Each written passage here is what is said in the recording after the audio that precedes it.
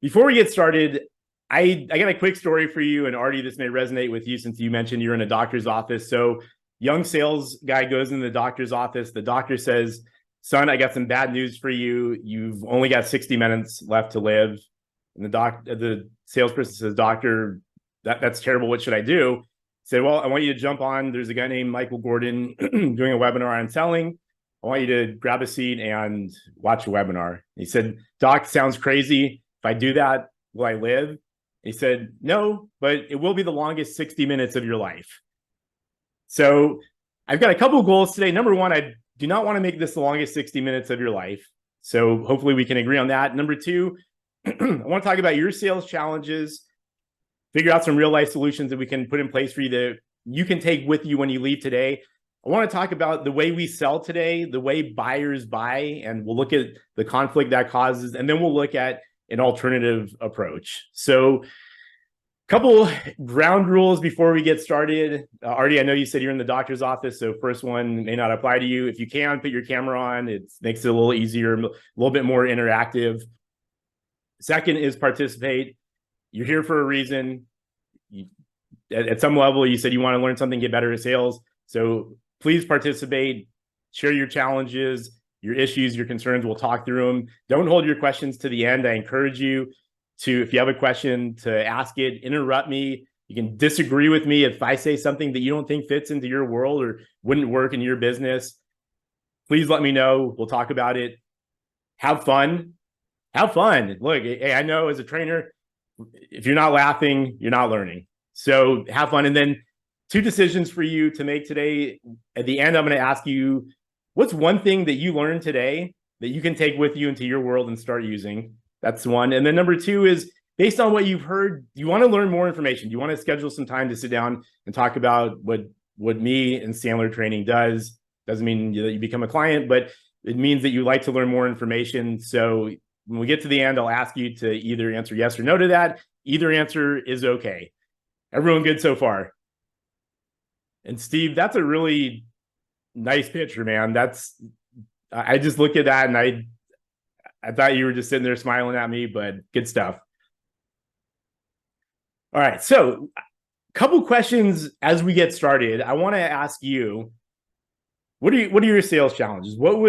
How could you sell more effectively? Or another way to ask that is, what are some of the most common challenges that you deal with when you're out in the world selling? I'll give you just probably about 30 seconds to read through these, figure out if anything in there is relevant to your world or anything else that may be a challenge for you in sales. We'll talk through that.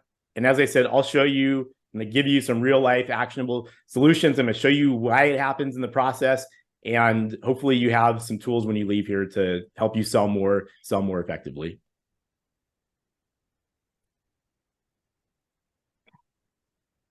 And Nikki, cue the Jeopardy music.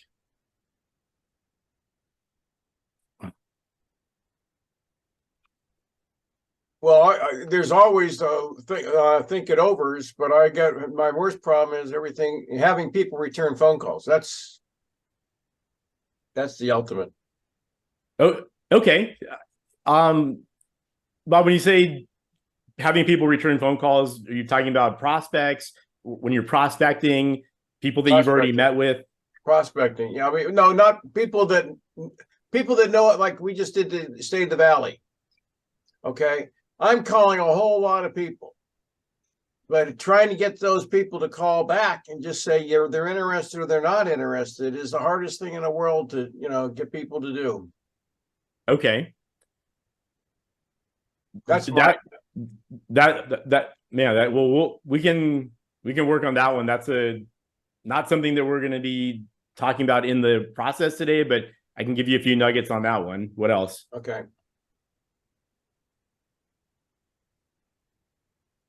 From our perspective, we're seeing a lot of the unpaid consulting, longer sales cycles, people not wanting to make decisions based on, because we do payroll and workers' comp. So people not wanting to make decisions based on where the market's going to go. They're not sure. So I would say that those are the main issues that we're facing. Okay. And I don't know if you were on earlier, but I used to work for Paychex. I have some Oh, okay. way back when it was in 2010, 2011. What are you seeing in your world? People just wanting to stick with the status quo. People. Um, yeah, well, I think with the other lines of insurance for commercial have gone up so much, so workers' comp is kind of stagnant. And then it's just, I think it's just people are just afraid to do major changes right now, Okay. like to payroll. As with your paycheck stays, you've probably run against it, but moving payroll is the owners are like, yeah, sounds great. But once it hits the team, then they're like, no, we don't want change. So I guess it's change adversity too. Got it. Got it. Um, But yeah, I'm looking forward to I'm newer to sales, to the actual sales role. So this is interesting. I'm excited for the training. So I don't know that yeah. you'll be able to solve my issues. Yeah. Well, I think I can't solve everything, but so let me ask you and Sarah, meet with a prospect, you tell them BBSI what we do.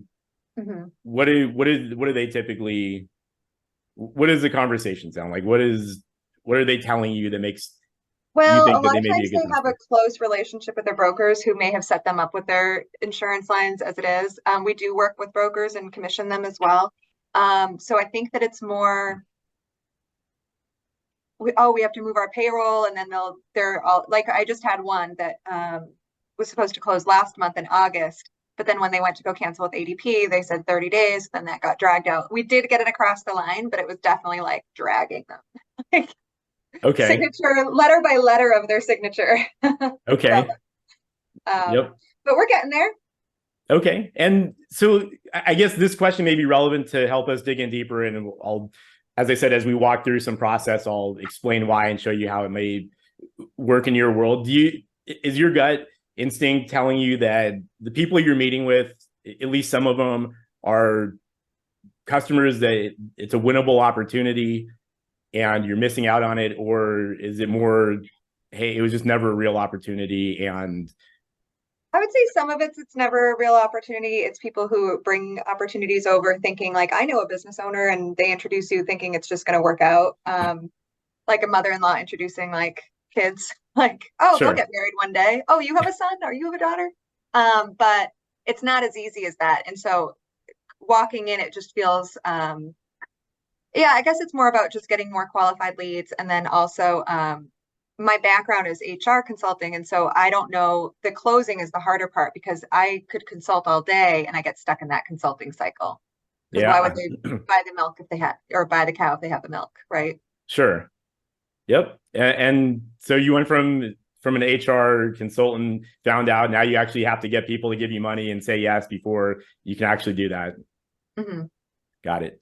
Very cool. So we'll as we go through this, I'll show you why this happens. I'll show you some solutions to it. And again, I have a pretty good understanding of what you do in your world since Awesome. Since you I did it. was there. Yes. Yeah. All right. What else? Mm. I raised my hand. I'm Evie. Hey, Evie. Hi. um, I am a hypnotherapist, and people have so much misconceptions about hypnosis that I'm doing a lot of unpaid consulting because they call me and they want to know what I'm doing exactly. And then I make the mistake of kind of coaching them on the sales call. And then they say, okay, thank you. That was very, very enlightening. Goodbye. Okay. Yep. Not unusual. It's funny. We could have 20 people here from 20 different industries. Everyone has the same problem. So very good. We'll talk through that. Anyone, Artie or anyone else? Yeah, I can jump in with one. So probably the one on this list that kind of sticks out is the losing deals to lesser competitors. And I don't know that I would call them necessarily lesser competitors, but my industry is highly competitive. You've all seen the 4imprint ads on television that's been running incessantly. You know, that's probably one of my primary competitors. And that thought, well, two thoughts. One, well, if it's online, it must be cheaper. or less expensive is the word we like to use rather than cheaper. But if you get it online, it's got to be less expensive, which is not true. And then also it's not a comparing apples to apples.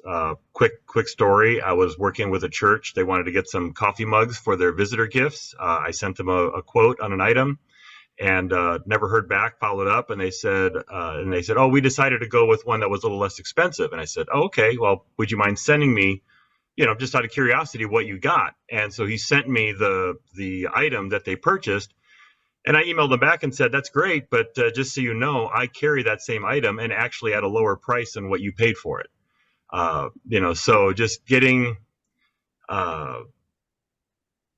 it's like with my established clients, they always just come to me and it's not a problem, but it's the newer ones that trying to cut through the fray of all the advertising and all the other offers that seem like great deals that if you don't know what you're doing, it looks like a great deal. So that's probably that one. Okay. And Steve, is there, and I guess when I say lesser competitors, is there product differentiation? Is there more value in one product than the other, or is it similar products? Yeah, I mean, we all work with the same suppliers. I mean, every once in a while you'll come across a proprietary that I don't have access to, but I would say, 98% of what's out there I can get. It's just whatever, maybe they cut a special deal or something with the supplier that I didn't do, but that's, again, it's rare that it comes across that I can't get the same item at the same price or even lower, or even if it's a little bit more, the service that I provide is much better than what you would get through, an online store, so, but I think it's just the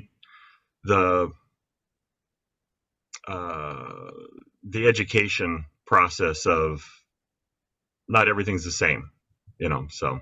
Sure. And we'll talk about that.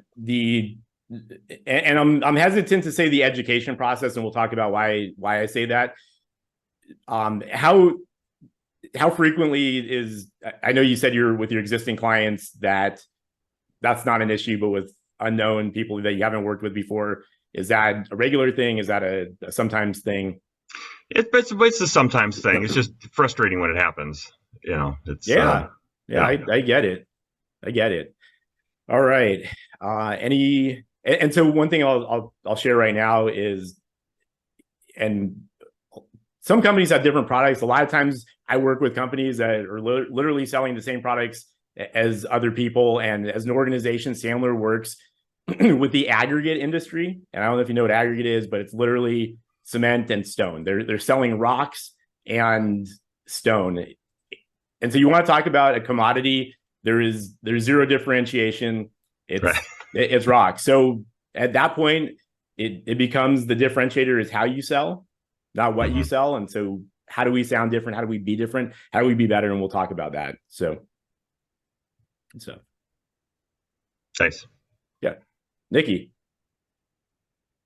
Yeah, so I was trying to think of how to phrase this, but I think for me, it's, you don't want to waste your time on something that's never going to go anywhere. So if it's going to be a no, you would just rather hear the no, but you don't necessarily want to just ask for that, knowing that sometimes it just takes them a little bit longer to think about it. And, so I think it's just that thing of most people don't get the sale because if it's not a right now thing, they just move on to the next thing that they think could be right now. So just knowing that it is a process, but also, some people just don't want to say no to you because they like you.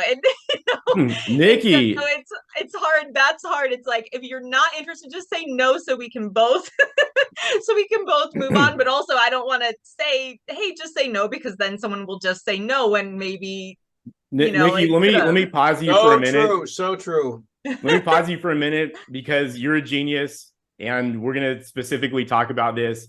So, and I only cut you off because we're going to get more into detail about that specific thing, but great insight, good instinct. All right. So we're going to get into it. And before we do, I got a quick story that I want to share with you, and it's going to be lesson number one. But anybody know what the motor pool is, Yeah, or what a motor pool? Bob, are you a veteran? somewhat, yes. All right, well, me too. Anyone else? Anyone else know what a motor pool is? If not, I'll tell you. So, motor pool is the place on base where they keep all the vehicles And they repair them. for the whole base. So, there's a young private who on an army base who has motor pool duty. It's Saturday night. He's pissed off because he's stuck there. All of his friends are out on the town having a good time, and the phone rings. The phone rings, and what the private doesn't know is that the voice on the other end is the base general. And not knowing that, he says, what kind of cars you got? And the private says, well, he said, for the commanders, we got Jeeps. For the lieutenants, we got, well, I'm sorry. He says, for the lieutenants, we got Jeeps. For the commanders, we got command cars. And for the base general, old fatty, we got a big old Cadillac. Again, private doesn't know who's calling. So the general says, son, do you have any idea who you're talking to? He said, private thinks about it for a minute, says, no, sir, I do not. He said, well, this is the general.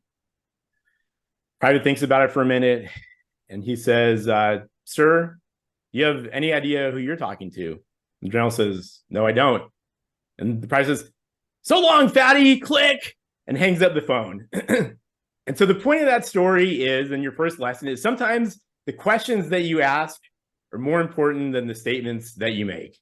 The questions that you ask are more important than the statements that you make. So let's do this. Let's jump into the traditional selling process. I'm going to show you the process out of order. And this may not be your selling process, but this is what the selling process looks like for 98% of people and companies across the United States, across the world for that matter. So what I want you to do, and again, this is out of order, I want you to take about 30 seconds and figure out what is the order that this would belong in for most people, most sales organizations. And again, doesn't mean that this is how you sell, but this is just how it breaks down and how it works in most places. 1, 3, 2, 4. All right, 1, 3, 2, 4. I would say it's 3, 1, 2, 4.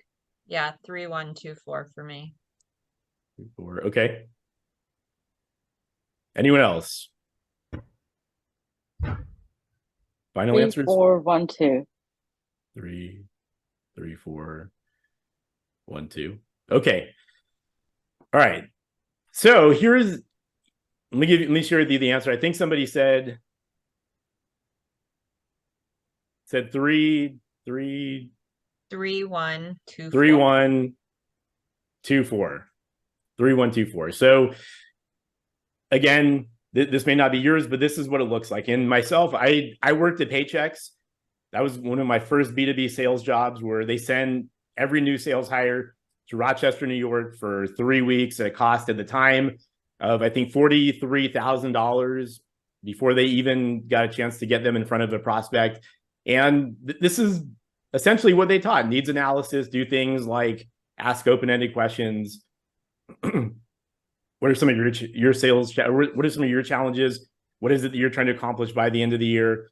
And once I had an understanding of what the prospect was actually trying to do and how my offering could uniquely fit those needs, now I would present. And that could be a presentation, a proposal, a demo, whatever that looks like.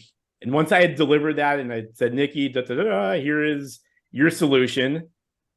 Now I did what? As a salesperson, I was taught to ask for the Business.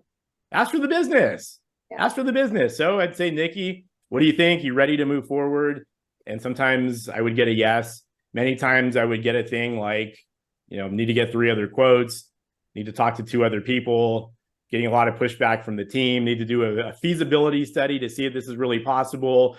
Just don't have the time right now. We're too busy, got other priorities. I would go into overcoming stalls and objections and say, feel, felt, found. I know how you feel. Other people have felt this way, but what they found. And it would be a back and forth. It'd be like a ping pong match. By the time we were done, we were both exhausted. We both needed a few days off. I wasn't even sure if I got the sale, but they would say, it looks good. why don't you give me a call next week and we'll see if we could get something figured out. And now I was in follow-up mode. Anybody ever seen this system at work? All right. Effective, efficient. And sorry, that was the question. Not effective, not efficient. At least in my opinion, it's frustrating because who's in total control? The client. The client, Or the exactly. prospect, yeah. The prospect. Yeah. All right. So now I got a question for you, and then we'll jump into the buyer system. Growing up, can anybody here recall their parents or a teacher or anyone else saying to them, look, if you work hard, you get good grades. When you grow up, you can be a salesperson? Definitely not. No. Definitely not. No. And I come from a family of salespeople. My dad was a salesperson. My grandpa was a salesperson, and they said don't get into sales. Yeah. How come? Because it takes over your life, they say. It can. But what do people typically think about when they think Reputation. salesperson? They think slimy. There you go. Slimy. That's very direct. What else? They won't give up. Persistence. I think that would be a rare positive that somebody might say about sales. But I think whoever said slimy, you're right. When we think about salespeople in general, and I know there's lots of great salespeople out there, slimy, pushy, persistent, commission breath is something Yeah. I hear often. Someone usually yells out snake oil sales. So look, it's a problem. It's a problem. People don't trust salespeople because there's been lots of bad salespeople that came before us. And while we're all, at least on this call, great people, you're going to be lumped into that. So that being said, I want you to put the typical buyer process in order. And again, I'll give you about 30 seconds.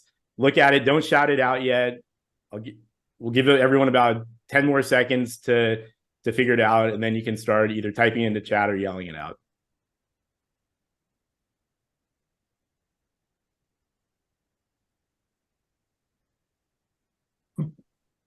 All right. What do you guys think? I think it's the same order, 3, 1, 2, 4. Yep. 3, 1, 2, 4. Okay. I was thinking 1, 3, 2, 4, but yeah, it could either way. 1, 2, Yeah. 2, 4. All right. So I think either could be right, but Mhm. for the point of this, we'll go with 3, 1, 2, 4. So first step of the buyer system is lie about interest. And I don't want you leaving here saying, hey, that guy Mike said buyers are liars. Buyers lie. And it's not an ethical problem. It's a process dysfunction issue. They lie because as a society, we don't trust salespeople. We don't, because when we think about salespeople, we think about all the bad ones that came before us. We have a thing called self-interest, where we want to protect our self-interest. We know typically salespeople's interest is in getting their commission. So the buyer isn't open and honest about what it is they want. Again, it's not an ethical issue. It's a process dysfunction issue.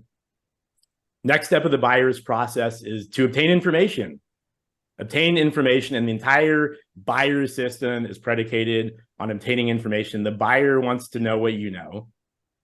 They just don't want to pay you any money for it or do anything else. So we call this the unpaid consulting phase. Mhm. And typically when I have a room full of people, there's hundreds and hundreds of years worth of experience, which means that there's solutions to real problems. There's cost savings, operational efficiency, revenue growth, all kinds of things, but your buyer doesn't want to pay for it. And next question for you guys is, how hard is it for a buyer to get a salesperson to go into unpaid consulting mode? Oh. So easy. So easy. What does a buyer need to say to get us to just start dumping information? Oh, tell me more. Yeah. There you go. Tell me more. I'm interested. I'm interested. And we go, and I'm gonna use a vulgarity here, but we go into show up and throw up mode. we walk into that lobby and we just vomit all over there. Right. So they want free information, and they don't want to, not only do they not want to pay anything for it, but they also don't want to make any commitments as to what they're going to do with it once they get it. They don't want to make any commitments.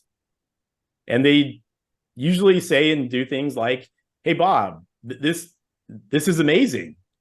I never knew I had so many options, possibilities. I never knew so many solutions were available to me. So they sound happy, but they lie. They lie again about next steps. How come?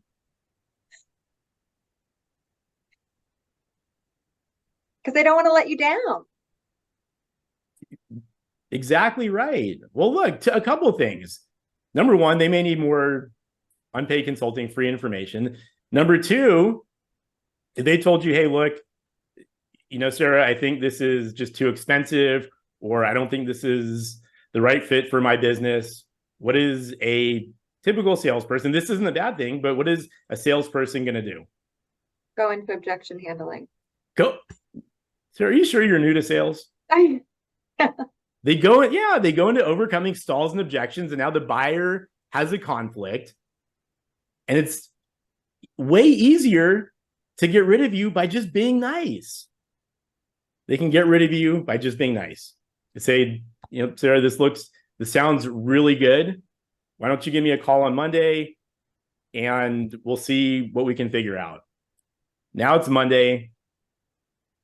It's about 8. I wait till about 8:15 because I don't want to seem too eager. And now I'm calling my buyer, ring, ring, ring, ring. And I'm getting voicemail, out to lunch, in a meeting, on the shop floor, in Kuala Lumpur, whatever it is. My buyer isn't there, and they have disappeared and gone into what I call the witness protection program.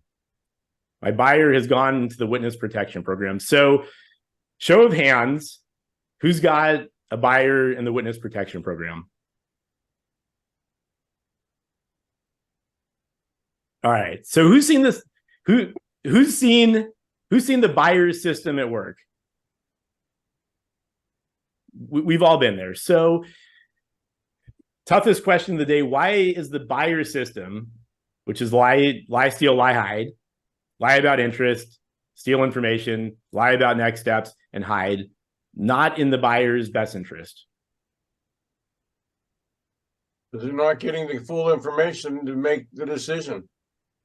100% right. And so if anybody here has ever lost to what we'll call lesser competitors, Steve, or somebody where they went and made a decision based on price and didn't get what they need, or didn't get the right solution, or didn't get any solution at all, the buyer system has failed them.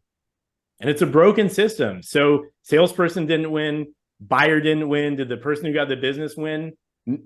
Maybe, but if they sold them the wrong solution or something that's not going to work, then they're probably not winning either. And it's a broken system. And so when the buyer is in control of the process, nothing good typically happens. And we call this the buyer-seller dance. And so what this looks like is you have a buyer and a seller that go onto the dance floor. Salesperson is there to do a needs analysis. They're there to get some information, but while they're trying to get information, the buyer is lying about their interest.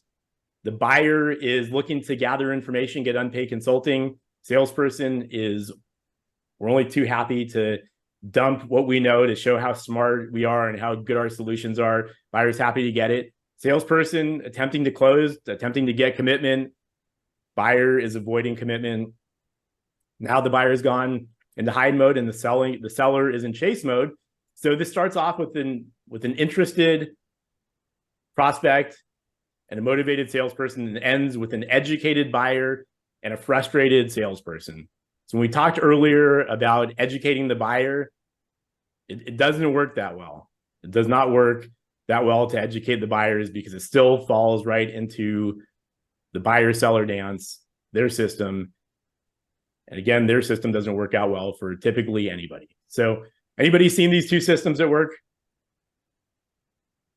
All right. Yes. Oh, yes. So anybody have, aside from Steve, because I know he shared it, anybody have any competitors? All right. So here's what I want you to imagine. I want you to imagine that I'm a prospect. I come to you and I say, hey, look, currently working with a competitor or considering a competitor, but open-minded to hearing new things. What are some of the top 2 or 3 reasons that I might consider working with you or your company? Actually, know. I What are- wouldn't know. I wouldn't know what to say. Outstanding service and outstanding service. Okay. A friend referral. Okay. Service, referral, what else? No. Price. The right product at the right time. Okay, right product, right There's time. there's an emotional aspect why they buy from you, and sometimes automatically I can establish the rapport and the emotional part of the closure comes automatically. Sometimes it's not possible, and I don't know really why it is not. Okay, and we'll actually talk about that in a little bit. And then what else? We got service, price. They need Whatever we're selling has to solve a problem that the buyer has. Yeah. Agreed. Yeah. All right. So let me ask you guys another tough question. So I want you to imagine that whatever you're doing, wherever you're working, whether it's your company, you're working for someone else, that you've just been fired. You've been fired, but the good news is that you got hired by your most worthy competitor. You have a new business card and you're selling the product that the competition sells. And I want you to imagine that same hypothetical prospect comes to you and says, looking for a new solution. We're either working with somebody already or considering some other options. Why might I consider working with you and your new company? What do you think you're going to hear?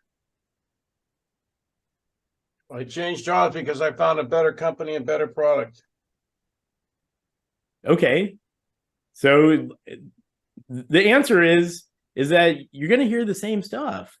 When your competition goes and meets with your prospects and they say service, support, competitive pricing, expertise, do you think the competition goes in and says, we don't have any of that stuff? No. Because they don't. And so when everybody is saying the same thing, there's no differentiation, and it becomes a commodity. The buyer can't tell the difference. I mean, look, think about the copier person goes in there. Quality, support, expertise, competitive pricing. It all sounds the same. It all sounds the same. So there's no differentiation. And so we get mad when the prospect goes and buys something else or buys from a competitor, but they can't tell the difference. They're unable to tell the difference between products. So I'm going to show you a Sandler philosophy, which is learn to be disarmingly honest. And I'm going to go back and I'm going to do a role play with myself, and I'm going to be the prospect and the buyer. I want you to tell me if this is more credibility or less credibility. And the answer is more credibility. So don't screw this one up. But Mike, hey, we're currently working with a competitor, considering a competitor, but open to other alternatives. Why might we decide to work with you and your company? I said, it's a good question. I appreciate you asking. And I could probably tell you what some of our existing clients tell us about, service, support, the right product at the right time, competitive pricing, but really depending on what it is you're looking for, what challenges you're facing, and maybe even your existing relationship with your current supplier, maybe it makes sense for you to do nothing and stick with who you got. But let me do this. Let me back up, ask you a couple of questions, find out what's really going on, and then we can take the last couple of minutes and figure out whether or not there is even a fit here or not. So what do you think? More credibility or less? More. Okay. How come? You're not desperate. Okay. Yeah, they don't have to feel like they have to be on the defensive because you've already told them like it might not be a good fit. So you've already put that option before them. Yeah. So if you take nothing else from today, remember this, that you can gain instant trust and credibility in a sales meeting by saying something that is not in your best interest. Credibility goes through the roof. So let's talk about an alternative process. Let's talk about how we can change it up, how we can break the rules, how we can close more sales. So this is the Sandler system, and I'm going to walk you through it step by step, and I'll let you decide, is this better, more effective, more efficient? And at the end, I'll ask you, and what you're doing may work for you, and this might not be the thing, but first two steps is what we call building the relationship. Yeah. Building the relationship, this is about establishing trust, comfort, credibility, connection, and equal business stature. And so most salespeople especially, will tell me they're good at bonding and building rapport. And that's easy. Yeah. But what they usually mean when they say that is they're good at making small talk. They're good at making small talk. They're good at chit chat. And I can tell you that anybody familiar with DISC, the DISC profile that talks about how we all receive information, anyone know about neuro-linguistic programming and verbal audio kinesthetic? So the way people connect with other people, the way we like and connect with people is we like people that are like ourselves. We trust people that are like ourselves. And that doesn't mean small talk. So if you look at DISC, there's, I think 18% of the population are eyes. And those people like small talk. You can go in, talk to them about the pictures on their wall, and they're probably going to feel pretty comfortable with you. I'm personally a high D, a very high D. If you came to me as a salesperson and you started asking about the pictures that you saw around my desk, your sales meeting would probably be pretty short. I would be feeling very frustrated and I would want to kick you out of my office. So when we talk about bonding and rapport, it's not the chit chat, asking people about the pictures on their desk, the surface level conversations. It's about connecting with people the way they want to be connected with. And we all know the golden rule is treat others the way we want to be treated. But in sales, the golden rule is treat others the way they want to be treated. And everybody has a different style that they prefer to be communicated with. And again, that's DISC, that's communicating that way, mirroring and matching body language and tonality in the voice. That's how people really connect with other people at a subconscious level, understand that these are people that are like themselves. We like people that are like ourselves. We trust people that are like ourselves, and we buy from people that we like and trust. Mm-hmm. So next part of this is what we call upfront contracts. And what an upfront contract is agreeing in advance with your prospect on a couple different things. And those things are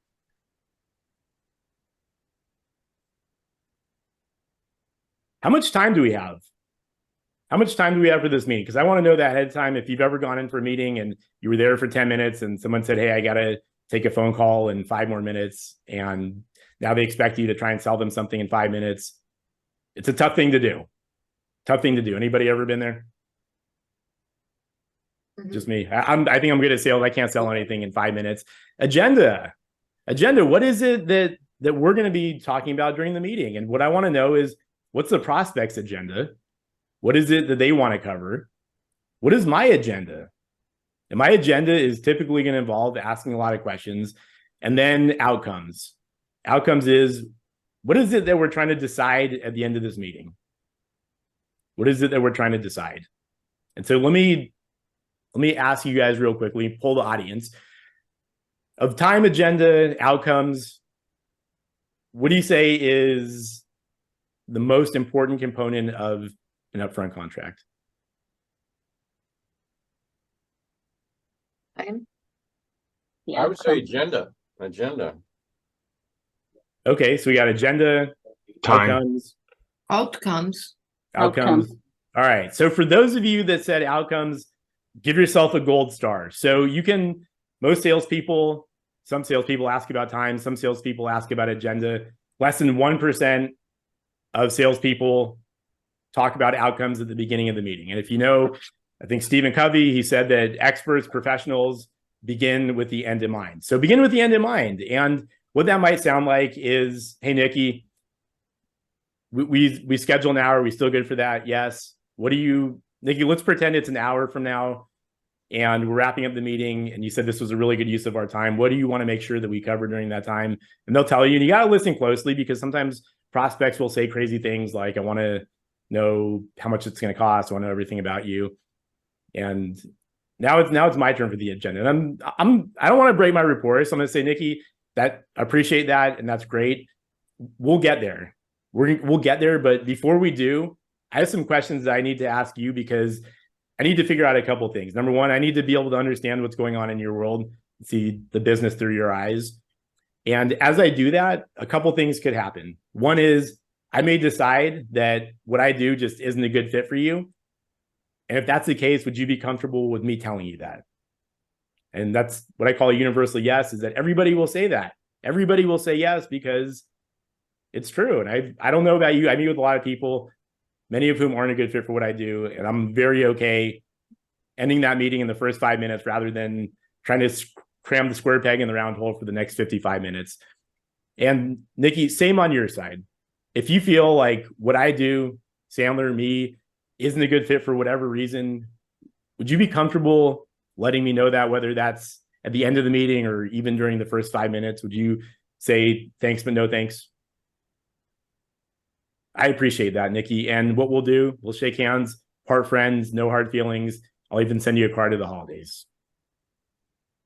Perfect. And Nikki, on the other hand, if we get to the end and it's not a no, here's what yes looks like. And add a role play for a minute.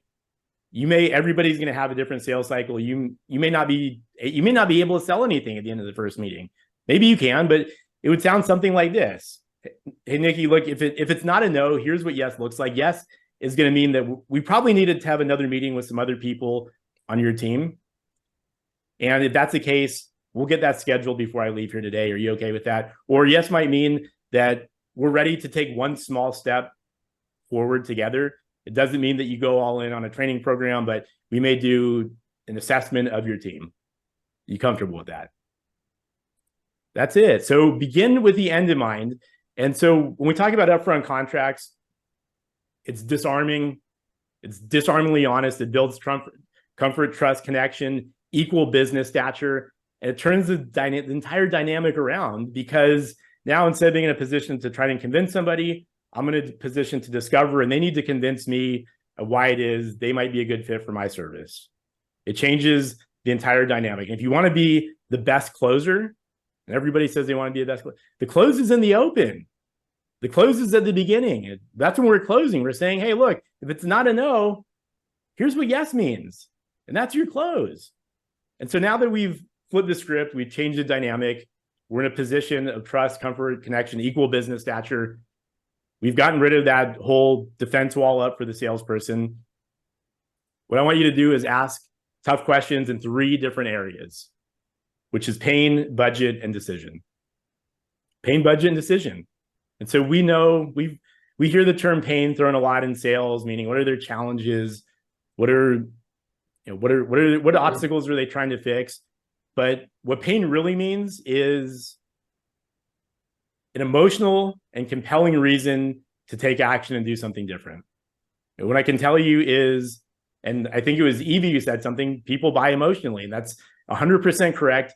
People buy emotionally 100% of the time. They justify their decisions intellectually. So if you think about pain, and I'll show you a little diagram called the pain puzzle, prospects will often share what's called a surface level problem, meaning it's a description of a problem.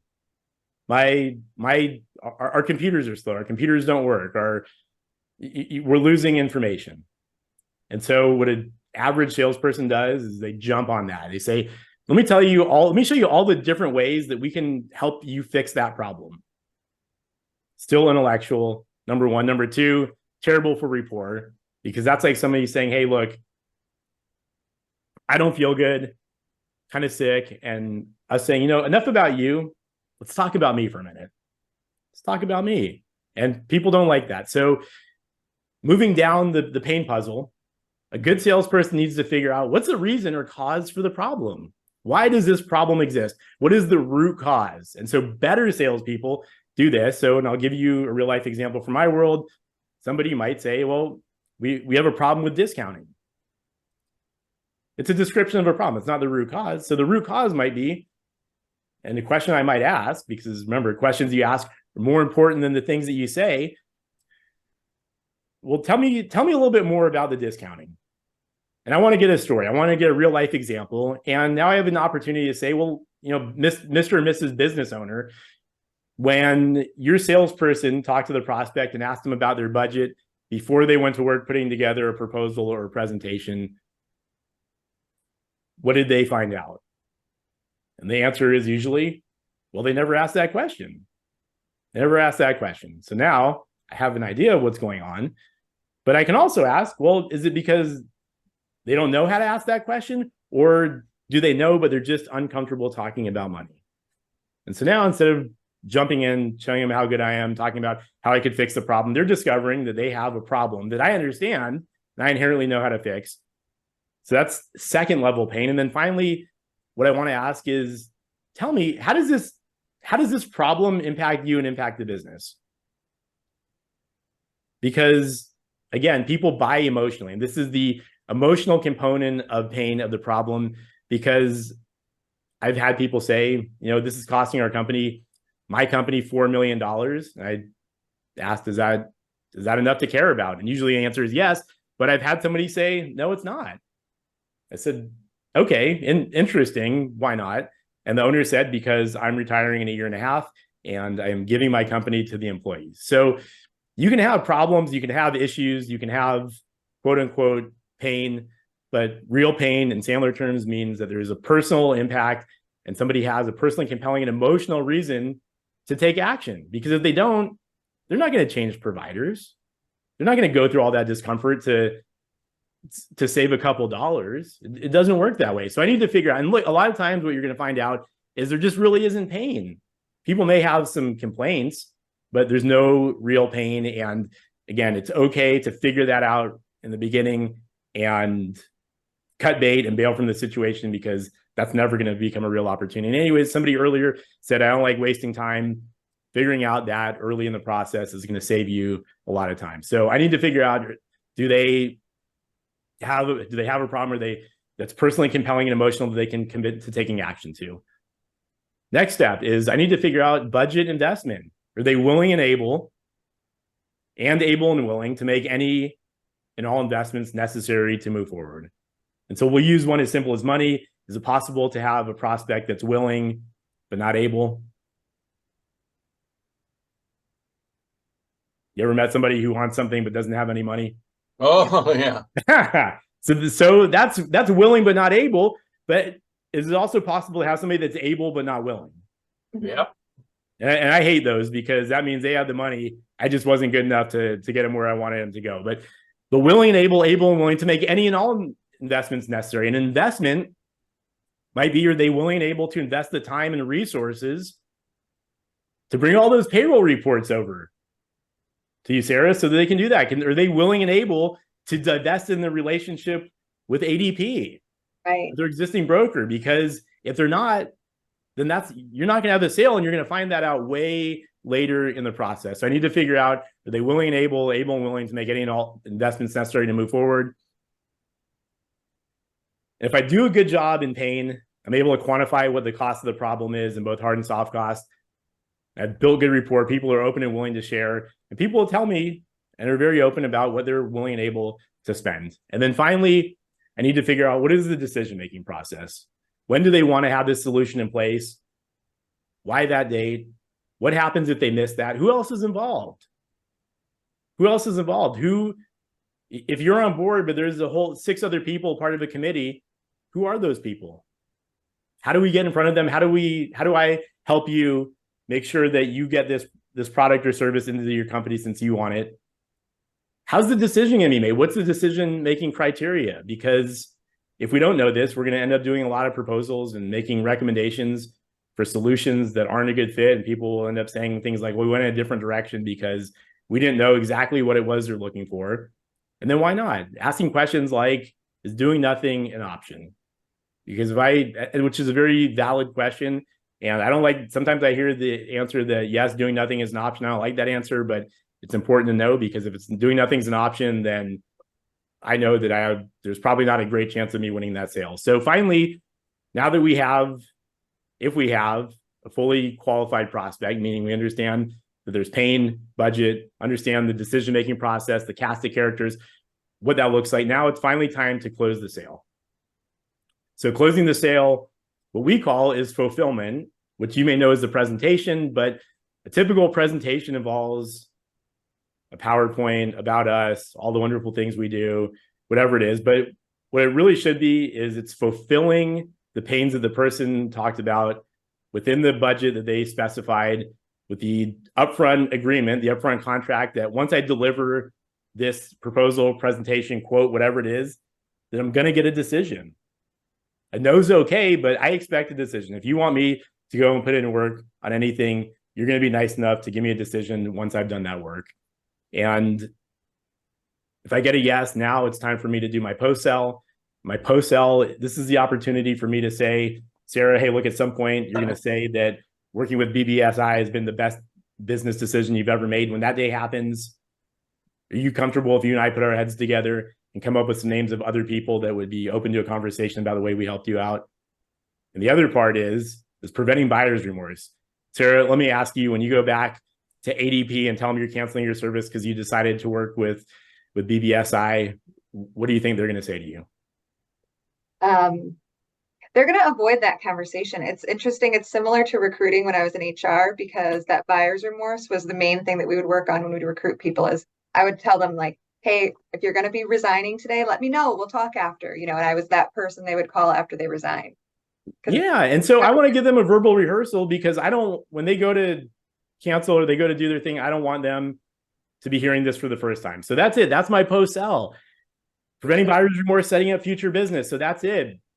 Bonding and rapport, upfront contracts, making sure we have mutual agreement, mutual understanding, equal business stature. Is there a reason for them to take action? Are they willing and able to make investments? Do I understand what the decision-making process is? Who are all the people that are going to be involved? What is the decision criteria? And finally, present only to the things that they said were important to them, and lock up the sale. Lock up the sale. So now my question to you is it logical? Is this process logical? Does it make sense? But difficult. How come? It doesn't follow the natural order. Because the buyer, we have a term we call whim junction, and the buyer has their idea of what the process looks like, where they want you to be an unpaid consultant, and you're going to get a lot of pressure early in the process to become an unpaid consultant and give your information away for free. And we call that whim junction, because you have the decision: do you want to wimp out and go with their process, or do you want to dig your heels in, stand your ground, and do what's in the best interest of both you and your prospect, knowing that ultimately you will reach the best decision? So